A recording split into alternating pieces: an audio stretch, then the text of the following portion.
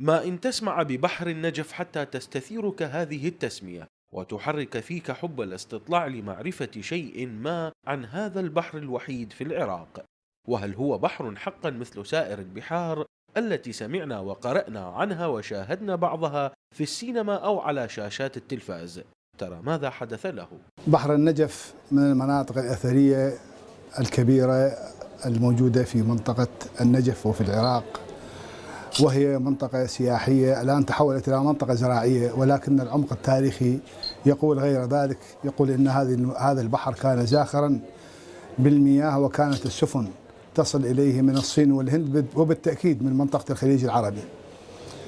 وكان اتصاله في منطقة الرزازة عبر نهر صغير أو مجرى ماء صغير، فعندما يكون الماء كثيرا في فترة فيضانات الفرات ويمتلئ خزان الحبانية يتحول إلى الرزازة، ومن الرزازة يتحول إلى بحر النجف. ولكن المصدر الكبير لهذا البحر هو نهر الفرات عند منطقة المدلق في قضاء المشخاب. في الجزء الأوسط الجنوبي من العراق منخفض يشكل مساحة واسعة مغمورة بالمياه، ويمتد طويلا من شمال مدينة النجف إلى جنوب غرب مدينة الحيرة.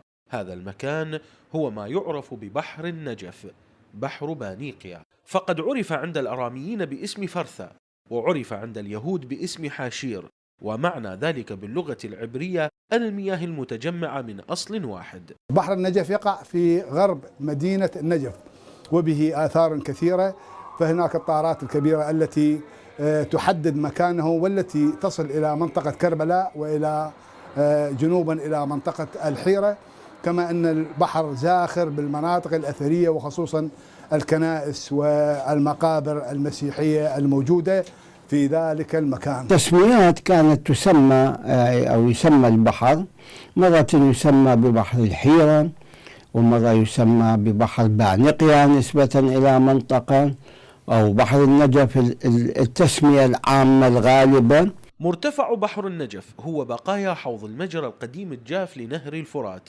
الذي أغلق آبان الحقبة العثمانية في عام 1878 للميلاد في قضاء المشخاب، والذي أثر كثيرا في انحسار مياه بحر النجف منذ ذلك الوقت حتى يومنا هذا. هذه المنطقة العميقة التي تستمد ماءها من فيوض نهر الفرات أو من سيول الأمطار التي كانت تهطل في البادية، فبقيت تغمر منطقة شاسعة، حتى أن اليوم بعض الآبار الموجودة في منطقة بحر النجف هي ما زالت موضع يستفاد منها للزراعة. في قديم الزمان كان بحر النجف مرفأ للسفن الشراعية التي كانت تصل على شواطئه، وكانت تنقل البضائع والمسافرين، كما كان البحر مورد رزق لأهل النجف باعتباره مملحة كبيرة يعتاش عليها الكثير من الناس، فلا عجب حينما سمي منذ القدم ببحر الملح. وقد أكد ذلك الرحالة البرتغالي تكسير بقوله إن هذه البحيرة كانت شديدة الملوحة، ولذلك كان يستخرج منها الملح الذي يباع في بغداد والمناطق المجاورة. لقناة النجباء، حيدر الموسوي، النجف الأشرف.